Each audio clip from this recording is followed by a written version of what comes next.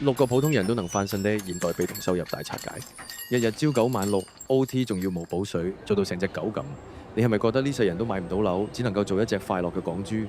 好多人一聽到被動收入呢四個字，第一時間就覺得妖就係騙局啦，邊有得瞓喺度收錢呢？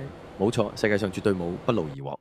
但係真正嘅被動收入係指你一次性投入精力去創造一個系統或者資產，然後呢個資產會喺未來嘅日子不斷為你帶嚟現金流。你做一次可以賣俾100人、1萬人。今日 D4 Culture 就同你拆解6個喺2026年真正 work、門檻低而且普通人都可以開始部署嘅現代被動收入。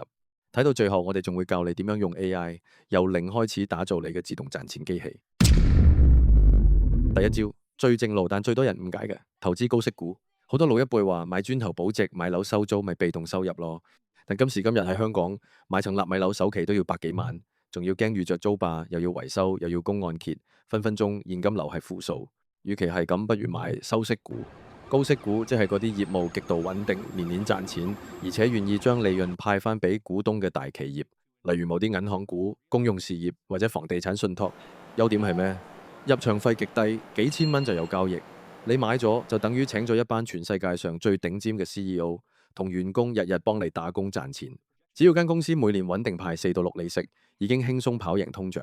如果撞正個市好，賺息之餘仲賺埋價，對於本金唔多嘅年輕人嚟講，呢個絕對係累積財富嘅第一步。如果覺得今集內容幫到你，記得撳個 like、subscribe 我哋 D4 Culture 頻道，打開埋小鈴鐺。我哋下集見，拜拜。